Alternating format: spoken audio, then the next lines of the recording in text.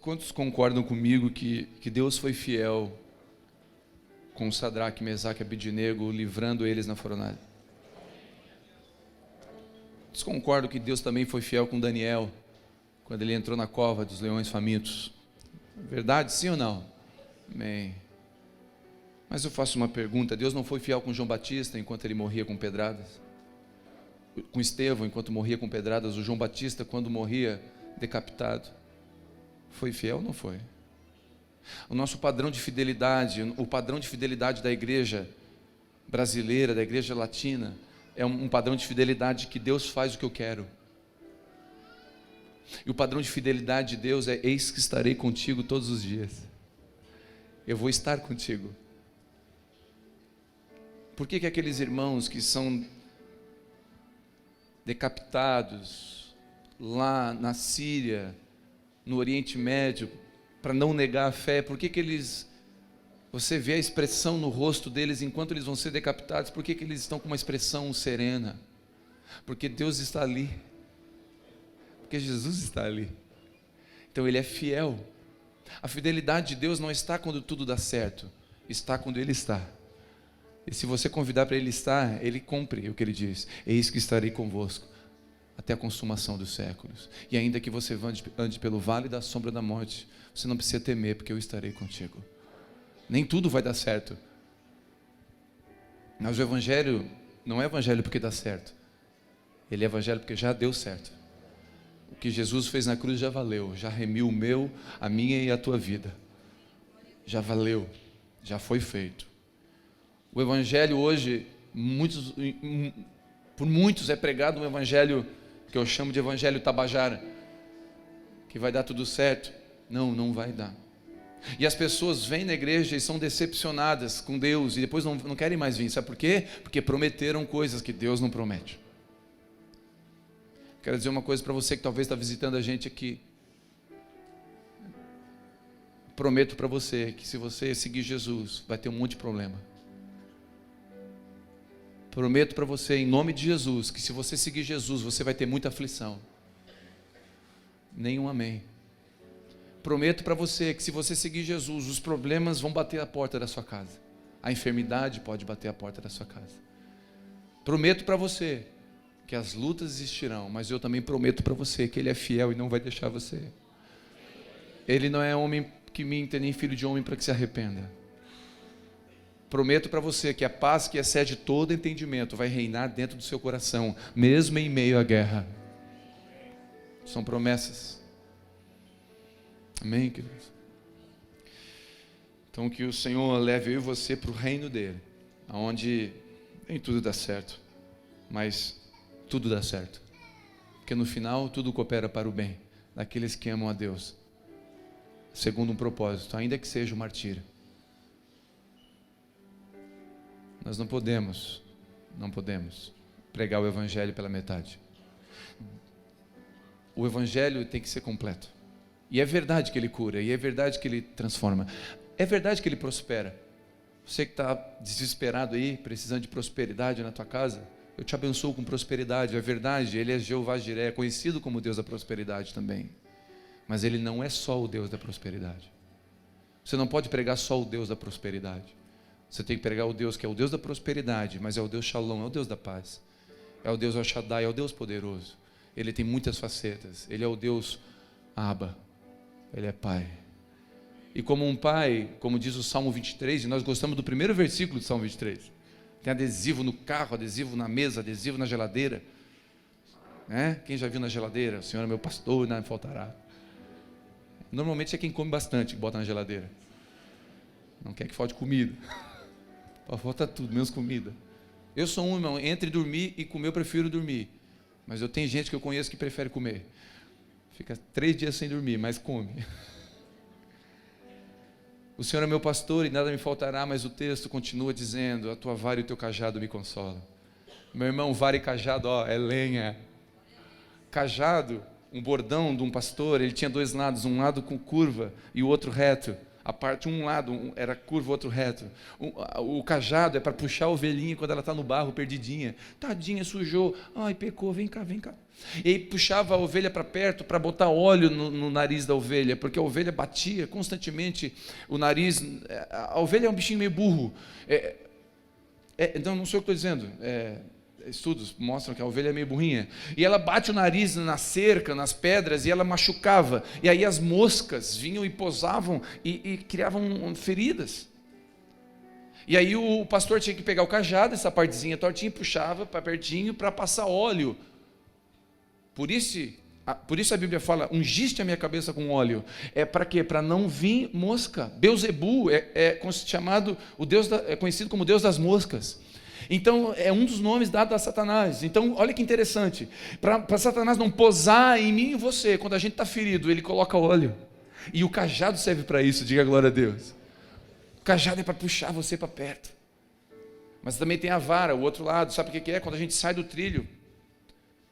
Lenha, vara, cinta, mango, para ir para o caminho.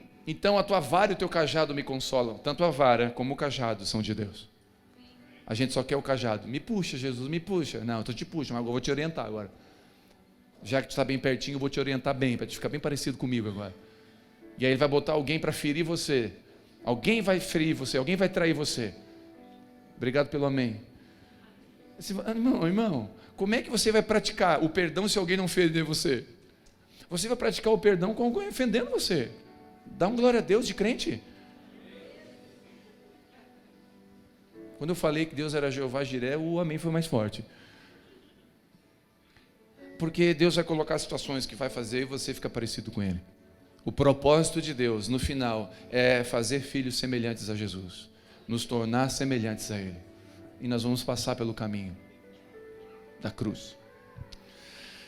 Quero dar os parabéns para os pais que estão aqui. Quantos pais nós temos? Levanta a mão.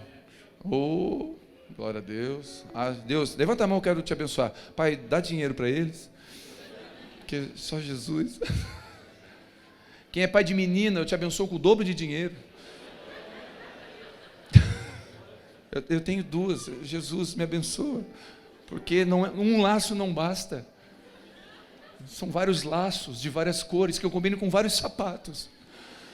Então é uma coisa puxa a outra. E o cartão de cheque, o cartão de crédito é puxado junto. E você fica naquela crise, naquela luta entre eu quero dar o melhor. Ai, que luta. Eu te abençoo os pais de meninas com bastante dinheiro. E os pais de menino vão trabalhar. Tô brincando. Deus te abençoe também com bastante prosperidade. Os provedores de Deus que estão aqui, que Deus te abençoe com provisão, em nome de Jesus. Parabéns aos pais presentes. A paternidade tem um poder enorme, querido. Não vou falar sobre paternidade hoje não, mas eu quero aproveitar que é Dia dos Pais. A paternidade tem um poder enorme. Eu quero dizer você que está aqui, você, pai que está aqui, você é um herói. Você faz parte do filme dos Vingadores. Alguns é tipo Capitão América.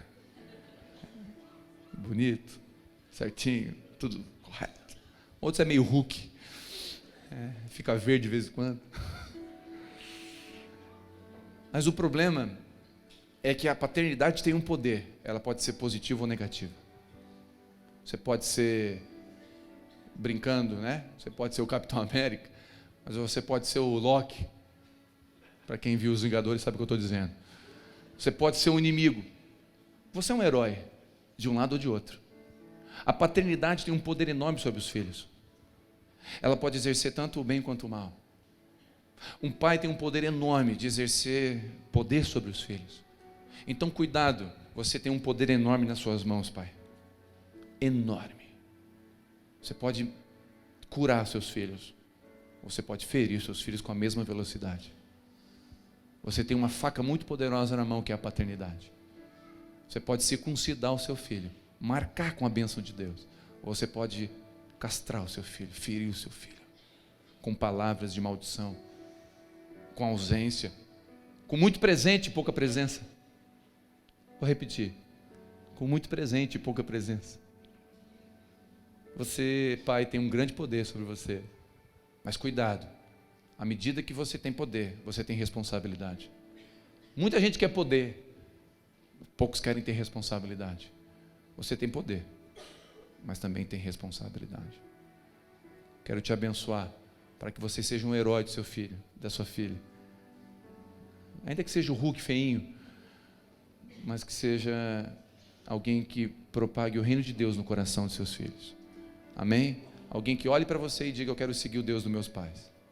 Eu gosto de um versículo de Daniel que diz, Daniel orando, ele fala: eu sirvo o Deus dos meus pais. Qual o nome dos pais de Daniel? Não está escrito em lugar nenhum, mas eu quero conhecer no céu o pai de Daniel. Cara, o pai de um menino de 16, 17, 18 anos, na Babilônia. O menino não se contaminou com nada, no meio da Babilônia. Eu quero conhecer os pais daquele menino. Se aquele menino fez aquilo, uau, que pai, que mãe. Então, que eu e você, que os nossos filhos possam dizer um dia: eu sirvo o Deus dos meus pais. Quantos recebem essa palavra? Quantos desejam isso no seu coração? Que você possa ser agraciado com essa bênção. Em nome de Jesus. Amém, queridos? Abra comigo em Romanos capítulo 7, versículo 18.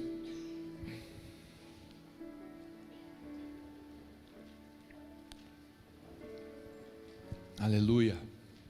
Aleluia.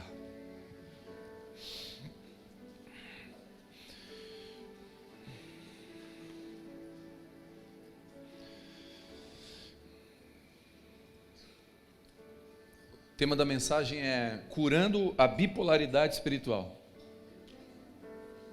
Vou repetir, curando a bipolaridade espiritual. Tem gente que é bipolar espiritualmente. Você vai ver que talvez você se identifique aqui. Romanos capítulo 7, versículo 18. Porque eu sei que em mim, isto é, na minha carne, não habita bem algum. Porquanto o querer o bem está em mim, mas o efetuar o bem não está. Pois não faço o bem que quero, mas o mal que não quero, esse eu faço. Assim de leve, quem se identifica um pouquinho aqui? Só levanta a mão assim para não passar muita vergonha. Sim. O bem que está em mim, Paulo está dizendo, existe uma guerra dentro de mim. O bem que está em mim, aquilo que eu quero fazer, eu quero orar, eu quero jejuar. Você sai de um culto de domingo, às vezes assim, essa semana eu vou jejuar. Já era, não jejuou. Passou, perdeu. Eu vou começar a ler a Bíblia, vou virar o ano, tem gente que vai aquelas provas, vou ler a Bíblia toda, já foi. Você quer fazer o bem, você chega em casa, você sai de uma reunião de homens pensando, chegar em casa eu vou fazer um carinho à minha esposa, vou elogiar o cabelo dela, aquilo que eu aprendi hoje, eu aprendi que eu tenho que, mãos de veludo.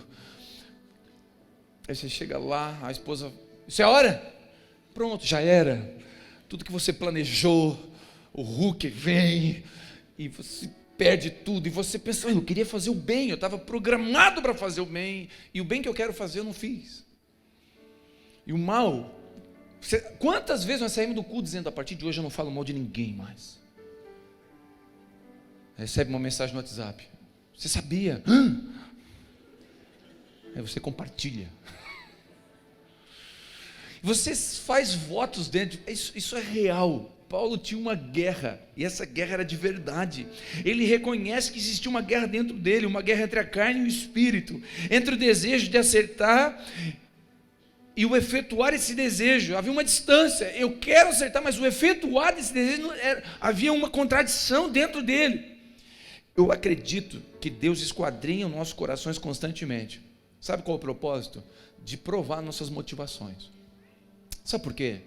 Porque eu acredito de verdade que a minha filha, por exemplo, ela erra, mas a motivação dela, quando ela erra, mas queria acertar, isso me alegra. Porque se eu souber que ela fez alguma coisa certa, mas querendo errar, me entristece. Você entende isso? Imagina minha filha fazendo uma coisa que eu pedi, mas por dentro dela, ela não queria estar fazendo, isso me entristece. Eu prefiro que ela estava desejosa de fazer e por algum motivo não fez, porque o coração, o intento é o que vale. É como o marido dizer para a esposa, olha, eu te amo, e você descobrir que no fundo ele não ama. Eu quero estar perto de você, mas no fundo não quer. São palavras. E Paulo estava dizendo, eu não quero viver de palavra, eu quero viver de realidade. E eu tenho uma guerra dentro de mim, eu fico dizendo para Deus, eu te amo, ó Deus, e eu, na hora que eu preciso, eu não pratico. Eu confio em Ti, vem a prova, eu não confio. Tem uma hora que Paulo se irrita e fala, miserável que eu sou. Por quê? Porque essa guerra era real na vida dele. Dizem que de boas intenções o inferno está cheio. Eu sempre falo isso. Eu creio que o inferno está cheio de boas ações,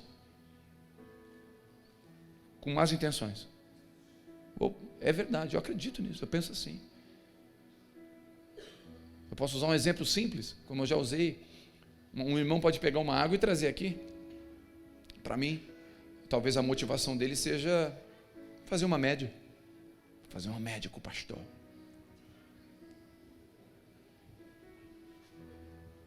Quem conhece a motivação do coração dele? A atitude foi boa, sim ou não? Mas a motivação errada. Então Deus pesa as motivações, Deus entende o coração, Ele esquadrinha o teu coração, querido, e você pode enganar o pastor, pode botar roupa de crente, a Bíblia não fala da roupa de crente, mas pode botar roupa de ver Deus, sei lá, você pode fazer o que você quiser, botar cara de pastor, e vir no culto, e aleluia, glória a Deus, mas Deus entende, Deus conhece o seu coração, e Ele sabe do seu desejo de acertar ou não. Quantos estão entendendo isso? A Vivi uma vez, ela estava lecionando, dando aula para umas crianças, né? E tinha um menino lá que ele errava o 7. Quando ele fazia o 7, ele fazia o contrário. O 7 ele não acertava. 1, 2, 3, 4, 5, 6, 7 ele fazia o contrário. E os amiguinhos dele riam dele. O 7 torto. O 7 torto. E ficavam zoando dele. E a Vivi ia corrigir a tarefa.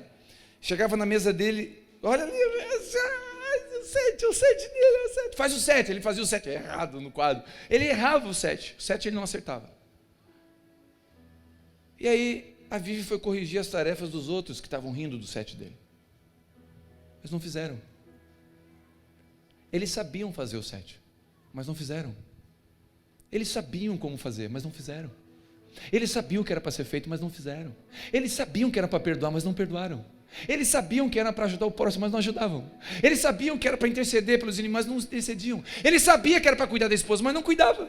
E estava rindo do outro que estava querendo cuidar, mas cuidava errado. Estava querendo acertar, mas errava. Então, queridos, a Vivi contou para mim que ela ficou com o coração inclinado, compadecido do menino. E ficou com raiva dos outros, que sabiam fazer o 7. Sabe o que acontece? Nós muitas vezes rimos de quem erra, querendo acertar. E nós sabemos o que fazer e não fizemos. Deus está olhando isso no nosso coração. Você sabe como fazer? Faz. Eu nem vi, eu não sei quem é a cantora, mas sei que rolou aí um boo aí de uma cantora evangélica, que eu nunca ouvi falar, que é, sei que está usando droga. E aí foi um frenesi. Irmão, se ela errou o 7, se ela quis acertar, qual o problema, por que ela entrou na droga? Você sabe por quê? Sabe como foi a vida dela? Conhece? Não. Então não julga. Posso ouvir um amém? A igreja não é tribunal, a igreja é hospital. E se ela errou, ela vai ter consequências disso. Amém? Errou, senta no banco, não ministra mais. Vamos pastorear, vamos cuidar, vamos tirar carrapato. Posso ouvir um amém? Porque não é bagunça. Se errou, errou. Não tem problema, todo mundo é passível de erro. Corrige-se. A vara e o cajado consolam. A igreja está aqui para isso. Coloca na maca. Tem cirurgia para ser feita. Está com problema. Vamos fazer um transplante. Entupiu a veia aorta. Vai morrer. Vamos abrir o peito. Posso ouvir um amém? Agora, não cabe a nós, enfermeiros de Jesus, determinar quem vive e quem morre. Vou repetir, não cabe a nós, discípulos de Jesus, enfermeiros de Jesus, no hospital de Deus, determinar quem vive e quem morre. Nós vamos lutar até o fim para que todos sobrevivam. Inclusive, eu gostaria de que você se não fez isso, orasse por essa moça. Talvez você compartilhou a história dela, mas não orou por ela. Você sabe o 7, mas não fez. E tem pessoas que estão aqui que estão fazendo o 7 errado, mas deixa eu te abençoar. O Senhor está vendo o teu desejo de acertar. Homens que estão aqui, que você tem tentado mudar como marido e não tem conseguido, não desista, querido, porque você vai acertar o 7 uma hora dessa. Esposas que estão aqui, não desistam. Se você não tem conseguido, você tem tentado, você vai acertar uma hora dessa. Não desista de você, porque Deus não desiste de você. Esse princípio, eu creio de verdade, que Jesus só investiu em Pedro, porque viu nele um coração desejoso de obedecer. Apesar de Pedro fazer parte do time de Paulo, e viver nessa mesma guerra, céu e terra, com coisas passageiras e coisas eternas. Querido, eu vou dizer uma coisa, analisando Pedro, ninguém escolheria Pedro, investiria em Pedro, você investiria em qualquer um, menos em Pedro. Pedro era bipolar, Pedro era olha, abra comigo Mateus capítulo 16, vamos ver quem era Pedro. Pedro tinha uma espiritualidade bipolarizada. Numa semana ele levantava as mãos para o céu e dizia: lindo, lindo, lindo és. Na outra, que raio de vida.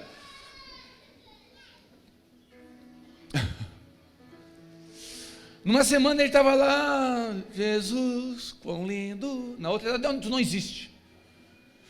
Essa desgraça dessa prego que tu me deu. Pedro, ele tinha um negócio. Ele era usado por Deus, usado pelo diabo na mesma velocidade. Eu vou provar para você. Mateus capítulo 16, versículo 16. Olha o que diz. Respondeu Pedro: tu és o Cristo, filho do Deus vivo. Aleluia. Diga um aleluia de crente. Aleluia.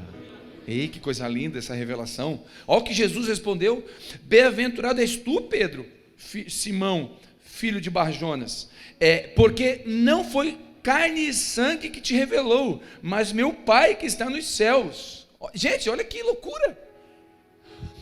O céu, o Deus Criador, vem no coração de Pedro e revela quem é Cristo.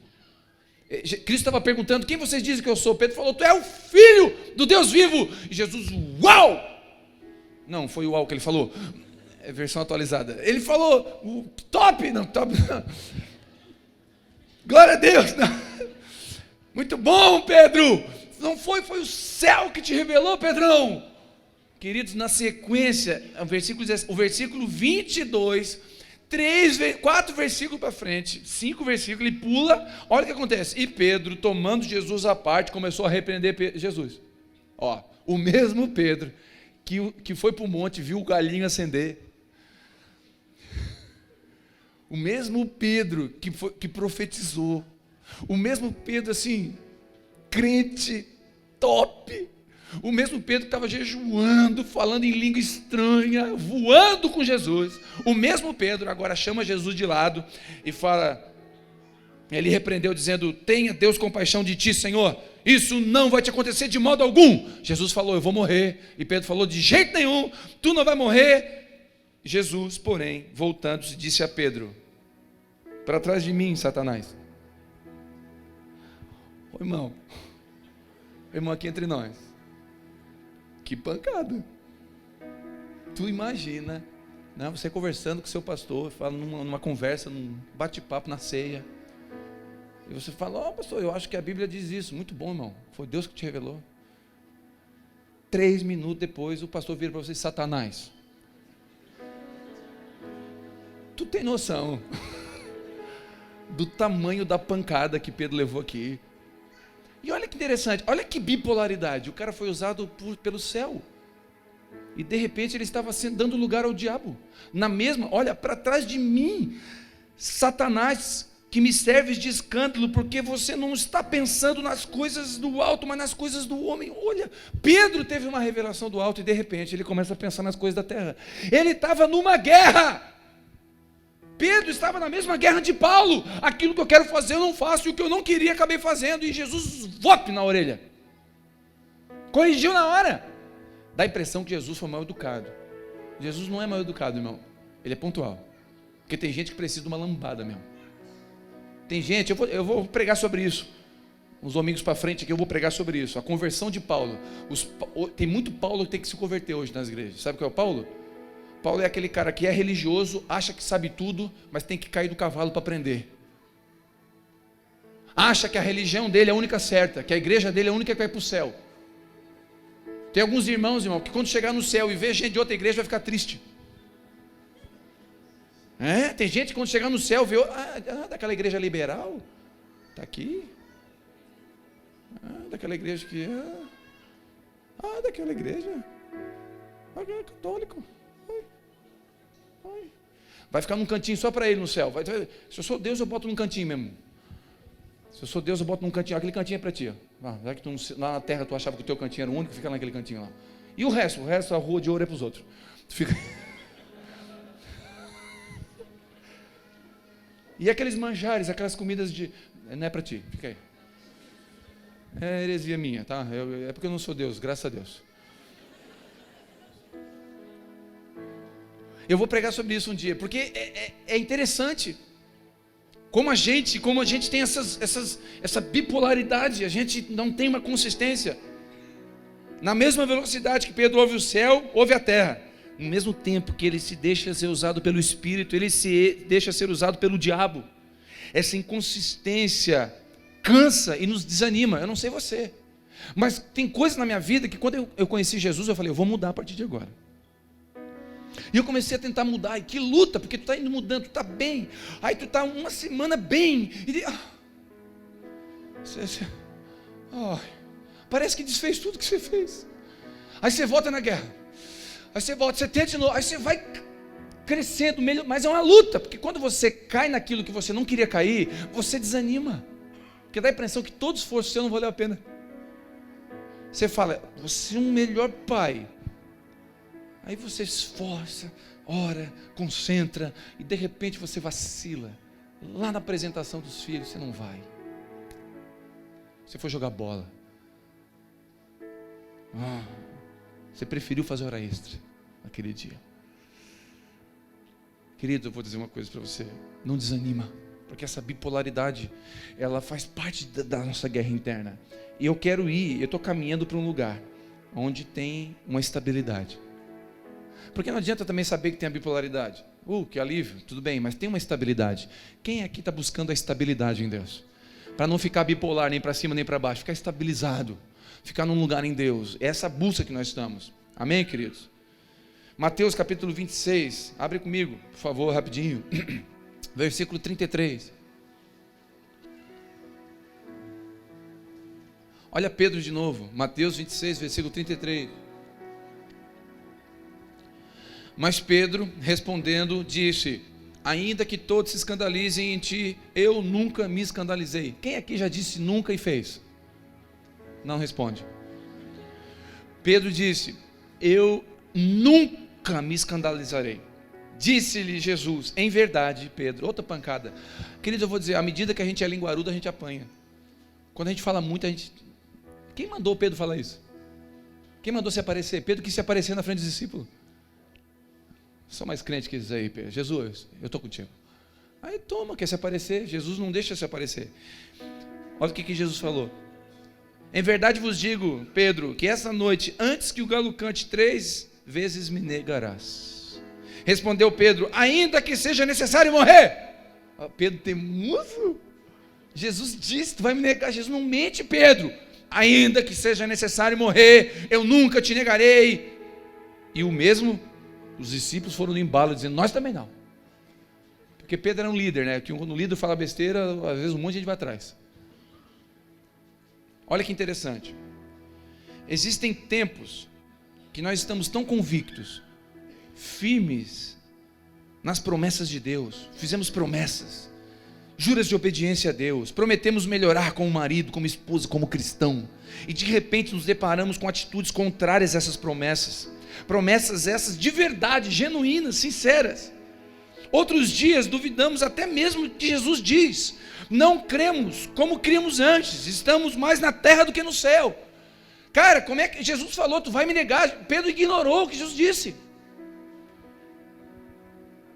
No texto vemos o mesmo Pedro que prometeu morrer, negar 3 vezes.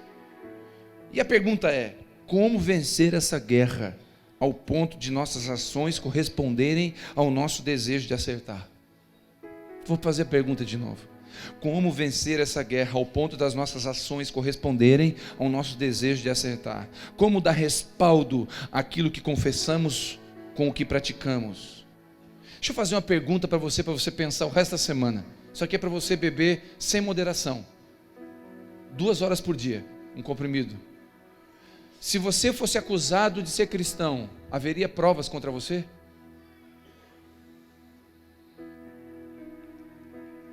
Se eu e você fôssemos acusados de ser cristão, haveria provas?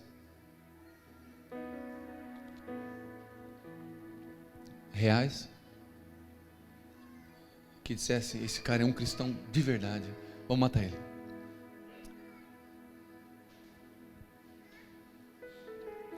Jesus tem a resposta de como atingimos a estabilidade, e essa resposta está no próprio texto de Mateus capítulo 16, volta lá, por favor. Jesus, na sequência do texto, em que Pedro vacila, é usado por Deus e usado por diabo, na sequência, Jesus dá a resposta. Jesus responde de como encontrar estabilidade emocional, espiritual. Olha o que diz o versículo 24.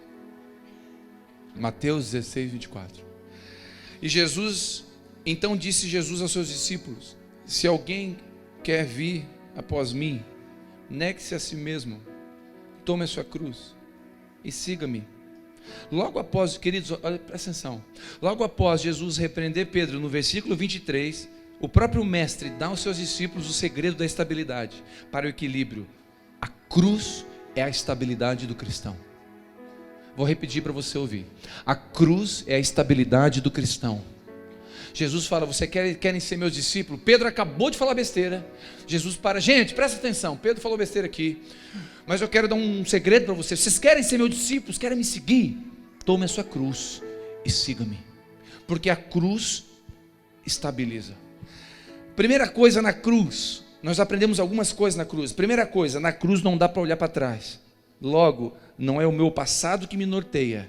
Minhas ações e decisões são norteadas pelo meu futuro, pelo propósito que Deus tem para mim. Andamos pelo propósito eterno, não pelo passado. Rejeição, medo, orfandade, insegurança, tudo isso fica lá atrás. Aonde? Na cruz. O nosso passado fica resolvido e o nosso futuro fica garantido. Quando você está na cruz, você não pode olhar para trás. Se você assumir a sua cruz, você não fica olhando para trás. Não tem como olhar para trás na cruz. Você olha para frente. Você olha para o lado, para quem está perto de você. Você não fica lembrando do seu passado. Deixa eu dizer uma coisa para você. Se você aceitar a cruz de Cristo e entregar a sua vida para Ele de verdade, você não vai mais usar o seu passado, nem o diabo vai trazer o seu passado. Eis que tudo se fez novo, as coisas velhas se passaram. Você vai para frente. A cruz é um lugar que te estabiliza. Como estou entendendo? A cruz é um lugar que te deixa fixo. Na cruz você não fica vivendo de rejeição. Mas o meu pai me deixou quando eu tinha 3 anos. Deixou, mas o teu Abba, o teu Pai Celestial não te deixa. E na cruz você reconhece o Pai que você tem. Porque foi na cruz que o Abba matou o seu filho por amor a você. E não foi os romanos que mataram Jesus, foi o meu pecado, foi eu e você. Foi por amor. Ele fez porque amava. Na cruz existe um lugar onde você não vive mais de medo. Deixa eu dizer uma coisa para você: o amor lança fora o medo. Se você está na cruz, você não fica mais com medo, porque não tem mais o que acontecer de pior. Você já está na cruz. Você está medo do quê, querido? Você está na cruz. Você está medo do quê? Você está com problema do quê? Na cruz não tem nem conta para pagar. Na cruz acabou. Você não fica dividido, a ansiedade não toma o seu coração. Você sabe o que significa ansiedade na Bíblia? Quando Jesus fala, eu acho que é Lucas 12, quando Jesus fala: não andeis ansiosos. Sabe o que significa essa palavra ansioso? Dividido, no original. Sabe o que é isso? Não andeis dividido, o coração de vocês não se divide. Fixem onde vocês estão. Se você está aqui agora, não fica dividido o seu coração, fica aqui. A ansiedade tira você do lugar que você está. A ansiedade não faz você viver o dia de hoje, você vive o dia de amanhã que nem chegou. A ansiedade tira a paz da sua casa, rouba você. Queridos, eu tenho certeza, teve problemas no começo do ano que você achou que não ia ser vencido até o final do ano e já venceu. Teve coisas que você tem certeza que ia dar errado e deu certo. Tinha coisa que você achou que ia dar certo e deu errado. 90%, escuta, isso aí é números, tá? Não sou eu que estou dizendo. 90% dos nossos temores não acontecem. Vou repetir, 90% dos nossos temores não acontecem. O filho vai viajar, a mãe fica andando de joelho no chão.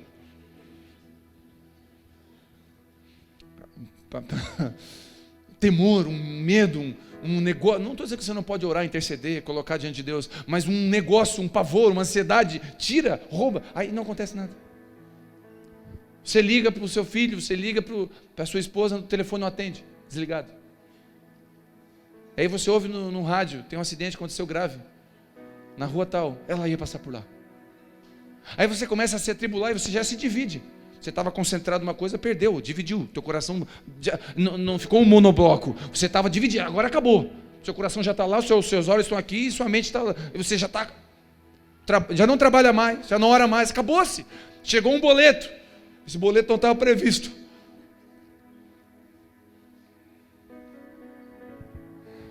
Isso tira, rouba. Sabe o que Jesus fala? Homens de pouca fé. Olha para o pardal, olha para o lírio do campo, eu cuido deles. Por que vocês estão assim, divididos? Será que eu não cuido? Se eu cuido do pardal, eu não vou cuidar de vocês, gente? Ei, eu vou trazer a versão atualizada. Ei, toma jeito. Presta atenção. Se eu cuido dos bichos, eu não vou cuidar de vocês. Vocês valem mais que os bichos. Vocês são a minha imagem e semelhança. Vocês são a coroação da minha criação. Posso ouvir um amém? Dividido. A cruz deixa o nosso passado lá atrás. Na cruz eu não tenho reações, ou seja, eu não preciso me justificar, não preciso provar nada para ninguém, não preciso ter razão, não preciso estar certo. A cruz me estabiliza. Ei, deixa eu fazer uma pergunta. Quem está na cruz, pregado na cruz, pode descer? Pode descer, a não ser que a cruz for com velcro. Não, a cruz é com prego. Então, queridos, quem está na cruz não reage. Se estão atacando você na sua empresa, não reage, porque você está na cruz. Deixa Jesus justificar você. Deixa Jesus fazer. Jesus está assim, agora eu vou atuar pelo meu filho. Porque, queridos, eu vou dizer, ele é pai, ele atua pelos seus filhos. Sim ou não? Ele atua sim. Uma vez um menino chamou a minha filha de uma palavra feia, chamou de feiticeira. Eu fui lá resolver, meu irmão. Eu desse tamanho fui resolver com um menino de 8 anos. Às vezes o pai perde até a noção do tamanho que tem. Porque a gente vai defender o filho. Lógico que eu não fui lá bater nele, mas fui lá fazer uma cara feia, assim, eu já não sou muito bonito. Eu feiei mais ainda. Fui lá justificar minha filha. Porque é minha filha, meu irmão. Minha filha pode errar. Quem corrige ela sou eu. Você não corrige ela. O Renan contou uma história legal que o filho dele quebrou o vidro do carro de um parente, de um amigo. Quem pagou? Foi o pai. Tem um monte de coisa que o pai paga pra gente. Tem um monte de coisa que a gente faz que Deus fala, meu filho. Aí o diabo, agora eu vou. Tira a mão, meu filho. Mas ele fez uma besteira, eu sei. Vem cá, pela orelha, vem cá. Tira a mão dele.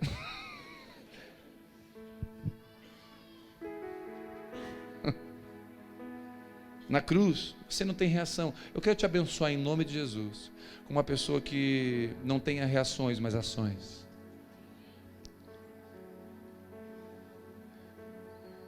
Em nome de Jesus, fique na cruz, não reaja. Querido, se eu sou Jesus, quando os caras que estão ali embaixo falam assim, se tu é Deus, desce daí, eu desço. É de verdade, de verdade. Eu desço, dou um pau em todos e volto para a cruz. Fala, Jesus, pai, pode me botar de novo. E a cruz é tão linda que nem até para ir para a cruz você precisa de alguém machucando você. Porque você consegue colocar um prego. E o outro? Eu até tento com o meu nariz, talvez. Mas eu te fazer uma pergunta: quem tem que botar o outro prego? Alguém, irmão. Deixa eu dizer, Deus usa pessoas para pregar você. Dá um sorriso e glória a Deus agora. Precisa de alguém para levar você para a cruz e dar a última pregada. Sabe aquela consumição na sua vida?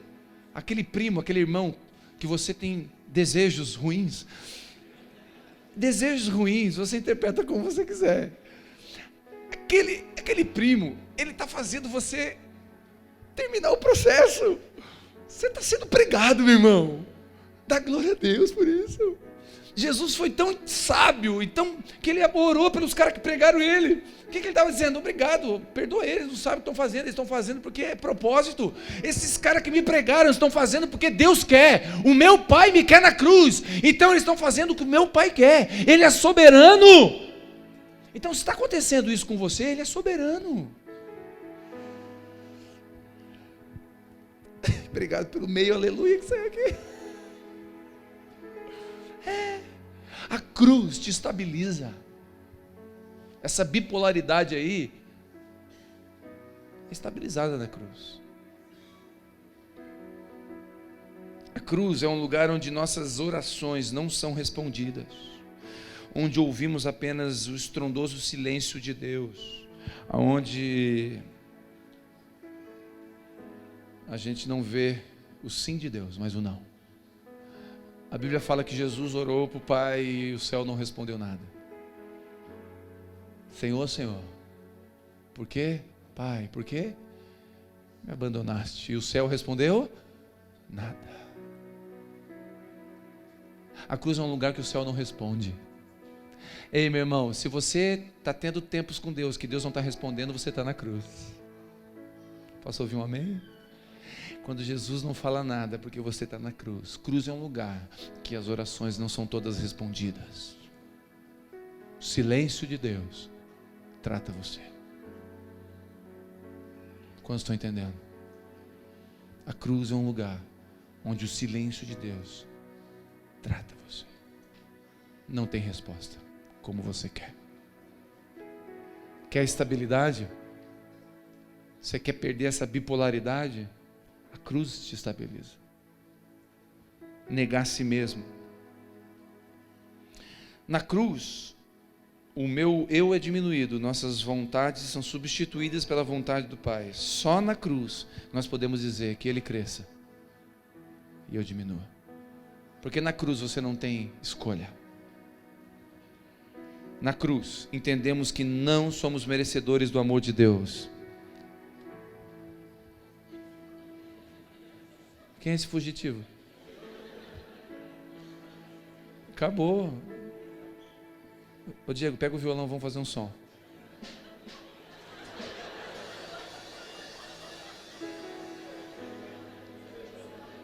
Tá filmando isso aí? Não edita, tá? Deixa assim. Famoso esse menino. Deus vai fazer ele famoso nas nações. Que ousadia! É Pedro purinho. Não tem medo de nada. Agora o pai foi atrás, pegou, não corrigiu na frente dos outros, é lógico. Mas depois conversa com ele. Volta para cá. A cruz, nós entendemos que não somos merecedores da graça. Mas é lá na cruz, onde o amor escandaloso é exposto, que entendemos que dependemos da graça e ouvimos Jesus dizer: a minha graça te basta. Deixa eu dizer uma coisa para você. A Bíblia fala que Paulo tinha um espinho na carne dele. Esse espinho não foi dito por quê. Só teve uma resposta. E eu vou te dar uma resposta talvez para o espinho que você tem na sua carne. Algo que você tenta ficar livre e não consegue. A graça de Deus te basta. A graça de Deus te basta. A graça de Deus te basta. Graça te basta. Eu não sei você, mas eu quero imaginar aqui. E eu viajo nisso. Qual seria o espinho de Paulo? Não está escrito em lugar nenhum. Alguém disse que era sogra, mas não sei se Paulo era casado. É os brincalhão. Mas Paulo tinha um espinho na carne. Ninguém sabe o que é. Mas eu acredito que seja o passado de Paulo. Eu vou dizer por quê, que eu acho. A Bíblia fala em Atos capítulo 8 que Paulo consentiu a morte de um menino chamado Estevão. Ele concordou com a morte de Estevão. E depois, logo na sequência, Paulo se converte. E ele se torna um cristão. Ele consentiu a morte de um cristão e se tornou um cristão. E quando ele se torna um cristão, ele vê as misérias que ele tem, que ele é, ele assume que não é nada. Mas agora eu imagina eu e você aqui. Imagina Paulo numa reunião, no grupo de convívio da Galileia. Os líderes, João e a esposa. Estava lá o grupo de convívio rolando e de repente vem uma visita, uma irmã, outro grupo de convívio. Vai lá, hoje eu vim visitar aqui. E a irmã e o grupo de convívio começa a orar. E isso já passou 10 anos. Paulo está crente, com os irmãos, firme na fé. E aí uma irmã levanta em oração e fala assim: Senhor, quanta saudade eu tenho do meu filho Estevão. Desde que ele partiu, eu não sou mais a mesma, Senhor. Sara o meu coração que ainda chora.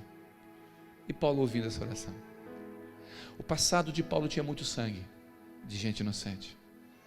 E eu acredito que isso não tinha como tirar, porque a gente não esquece. Tem coisas do meu e do teu passado que pode ser um espinho, que todas as vezes que você lembra, você diz: se eu pudesse, eu apagava. Mas eu não consigo. Se eu pudesse voltar atrás, eu voltava.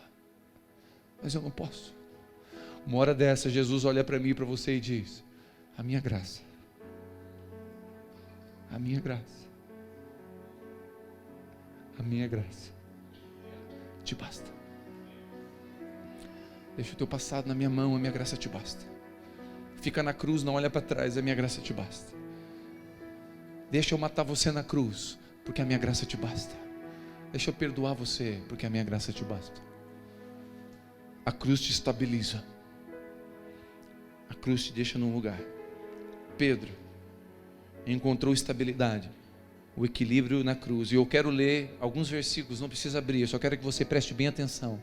Alguns versículos que Pedro escreveu depois de ter negado, depois de ser curado. Depois, diz a história que Pedro morreu crucificado. Escute isso. A história conta que Pedro morreu crucificado. Só que quando ele foi morrer crucificado e prepararam a cruz, ele disse: para, eu não posso morrer assim, porque o meu mestre morreu assim. Eu não sou digno de morrer como ele. Eu quero ser crucificado de cabeça para baixo. Eu vou dizer uma coisa para você: só um homem na cruz tem coragem de dizer: finalmente, sede todos um mesmo sentimento, compassivos, cheios de amor fraternal, misericordiosos, humildes, não retribuindo o mal por mal, ou injúria por injúria, antes, pelo contrário, bendizendo, para que isso fosse chamados para a herança da bênção. 1 Pedro 4,12, amados, não estranheis a ardente provação que vem sobre vós, para vos experimentar, como se essa coisa estranha fosse acontecer, mas alegrai-vos por seres participantes das aflições de Cristo, para que também na revelação da sua glória vos regozijeis. Se pelo nome de Cristo sois insultados, bem-aventurados sois, porque sobre vós repousa o Espírito da glória e o Espírito de Deus. Só um homem na cruz tem coragem de dizer essas coisas. Alegrai-vos pelas aflições que vocês sofrem.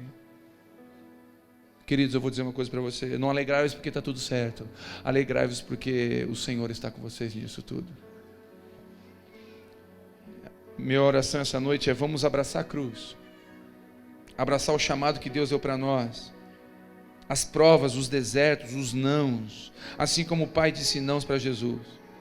Vamos clamar pela graça, queridos, que essa noite nós possamos chamar pela presença dEle que transforma. Eu vou dizer uma coisa para você: Jesus transforma. Eu vou dizer uma coisa para você: Jesus transforma. Ele tem poder de tirar essa bipolaridade do seu coração e fazer de você aquilo que você tem buscado ser. Ele tem poder de transformar você. Ele tem poder. Não se importa. Ele não se importa se você tem acertado, e Ele quer saber se você quer acertar. A minha pergunta essa noite não é se você tem acertado, é se você quer acertar. A pergunta do Espírito Santo para mim e para você não é se você tem acertado, é se você quer acertar. Você é o alvo da graça. E ela te acerta, Pedro. Você é o alvo da graça, ele te acerta, Pedro. Assim como Jesus na cruz, vamos entregar nossa vida, nosso espírito. O que Jesus falou na cruz? Em tuas mãos entrego. Em tuas mãos entrego. Entrega a tua vida de uma vez por todas. Para de lutar. Para de guerrear. A minha oração essa noite é que Ele liberte você de você mesmo. Que Ele liberte eu de mim mesmo. E que Ele venha e faça morada em mim, para que essa bipolaridade vá embora e eu me estabilize. E o meu coração seja um só sempre. Eu te abençoo para que você seja, ouça a voz do céu dizendo revelações, mas que Satanás não fale ao seu coração. Que você seja usado por Deus, mas não pelo diabo. Que você seja um homem usado por Deus na sua casa, mas não pelo diabo. Que você seja estabilizado essa noite. Em nome de Jesus. Feche suas olhos onde você está, eu quero orar com você. Em nome de Jesus. Você que deseja essa estabilidade, você que está cansado dessa instabilidade, você que não aguenta mais esse negócio de estar bem numa semana e estar mal na outra, não aguenta mais esse negócio de acreditar em Deus, na promessa de Deus. E queridos, tem pessoas que estão aqui, que Deus chamou você para algumas coisas. Deus deu um chamado na sua vida e você está lutando por quê? Numa semana você acredita no chamado, na outra você não acredita. Numa semana você quer ir para o céu, na outra você quer viver na terra o resto da vida. Numa semana você quer que o Senhor te encha, na outra você quer só curtir. Não, existe um lugar de estabilidade. Em nome de Jesus. Fica de pé, eu quero orar com você, por favor.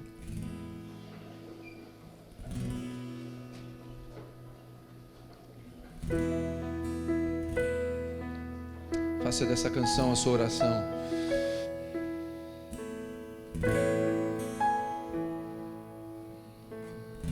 Faça dessa canção a sua oração.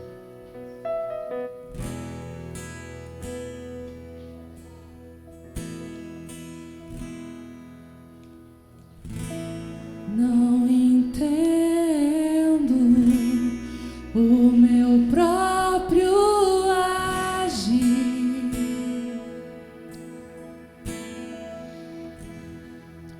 Sem tua graça. Sem tua graça, o que seria de mim? Quantos concordam com essa canção? Quantos concordam com isso? Eu não entendo o meu próprio agir. Não entendo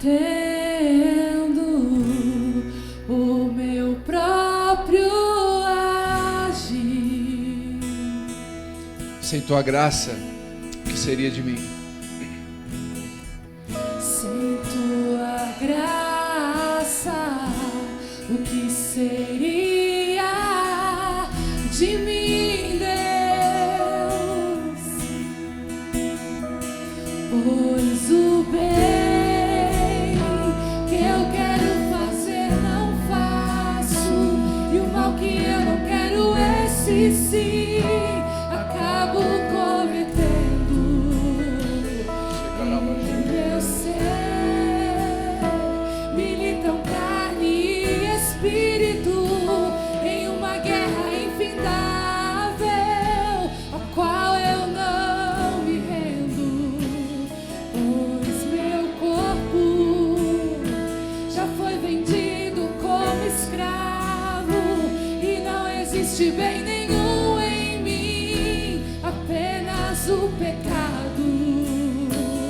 Mas eu sei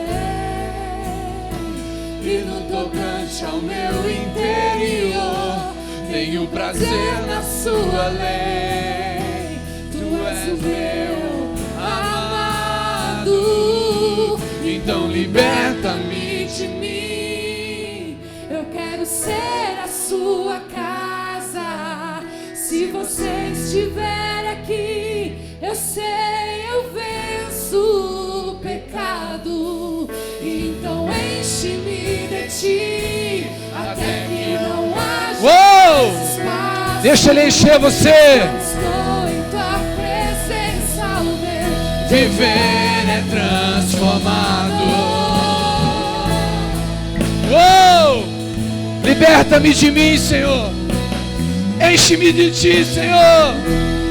Ei!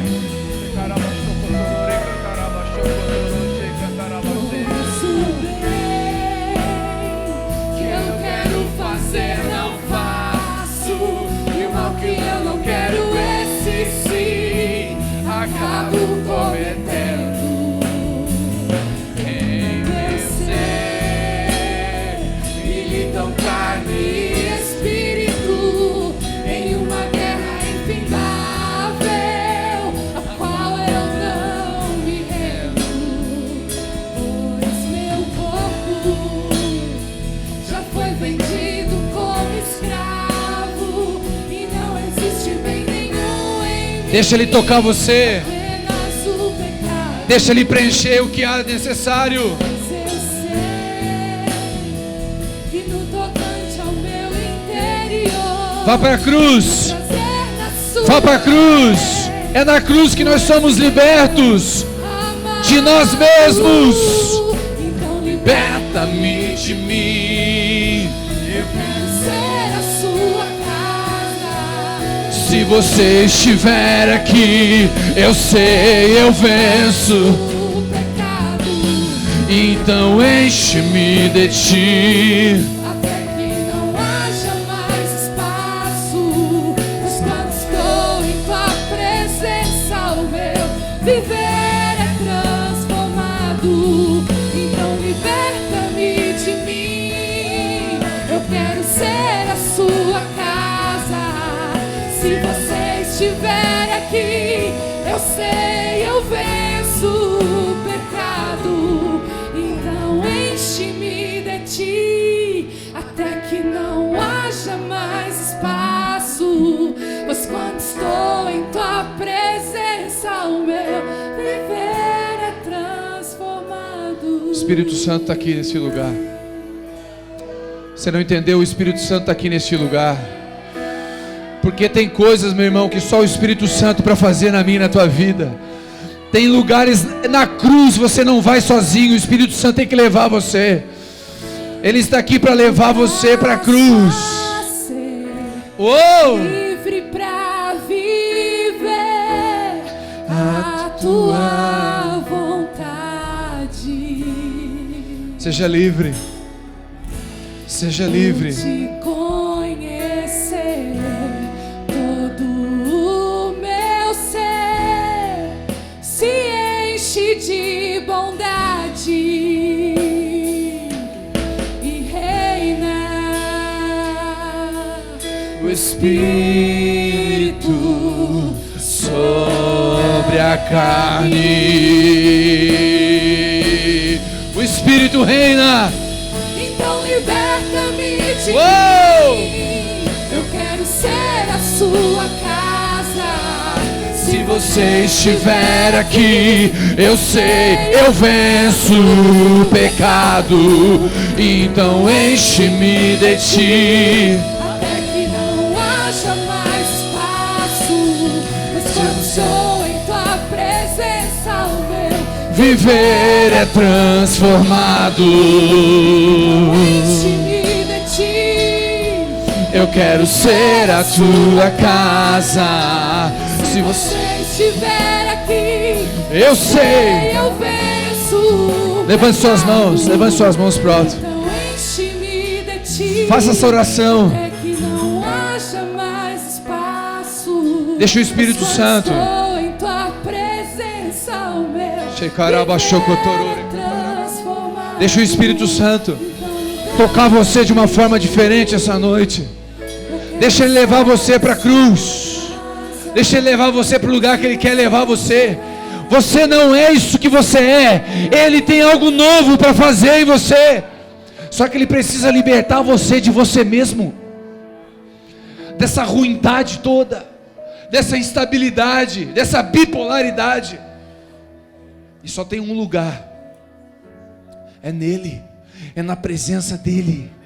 é com o Espírito de Deus. Não tem uma pessoa na Bíblia que passou por Jesus que não foi transformado. Eu quero dizer, se você passar pela religião, nada muda, mas se você passar por Jesus, tudo muda.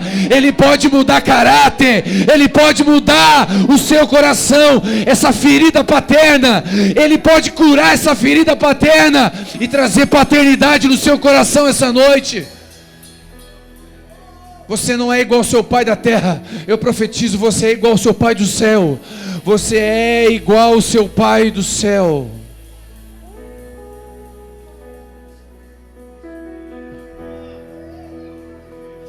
Você pode cantar mais uma vez? Então liberta-me de mim. Diga isso. Então liberta-me de mim. Eu quero ser a sua casa. Só aqueles que querem de verdade. Aqueles que querem mudar de verdade. Eu faço o pecado, então enche-me de ti, até que não haja mais espaço. Mas quando estou em tua presença, o meu viver é transformado. Então liberta-me de mim. Eu quero ser a tua casa. Se você estiver aqui, Eu sei, eu venço o pecado, então enche-me de ti, até que não haja mais espaço. mas quando estou em tua presença, o meu Viver é transformado. Pedro, apóstolo Pedro, que negou Jesus, foi usado pelo diabo, cortou a orelha de um cara com a faca. Escreve em 1 Pedro: amai-vos, amai uns aos outros, porque o amor cobre multidão de pecado. Só um homem que passou pela cruz, só um homem que passou pela experiência do perdão da cruz, só uma mulher que entendeu o que é perdoar, entendeu o que é ser perdoado. Você que está aqui, eu quero dizer, tem pessoas que estão aqui nessa noite que foram feridas, muito feridas, e você não conseguiu perdoar. Eu te abençoo com a cruz, porque a cruz perdoa. Jesus lá da cruz olhou para o cara e falou: eu te perdoo, porque foi Deus que te usou para me ferir, porque Ele quis mostrar, revelar o amor dEle para mim através dessa ferida. Pessoas que estão aqui que erraram muito, e você até foi perdoado por pessoas, mas você não se perdoa. Eu te abençoo, para que a cruz traga esse perdão sobre você. Em nome de Jesus. Em nome de Jesus. Que essa canção seja a sua e a minha oração. Livre para viver. Quantos são livres? Não, livre, bem livre. Livre da religião, livre do medo, livre da rejeição, livre da opinião dos outros, livre do passado. Se você quer ser livre do seu passado, levante sua mão. Eu te abençoo com liberdade do seu passado. Na cruz não dá para olhar para trás. Na cruz não dá para olhar para trás. o Espírito sobre a carne. Em nome de Jesus.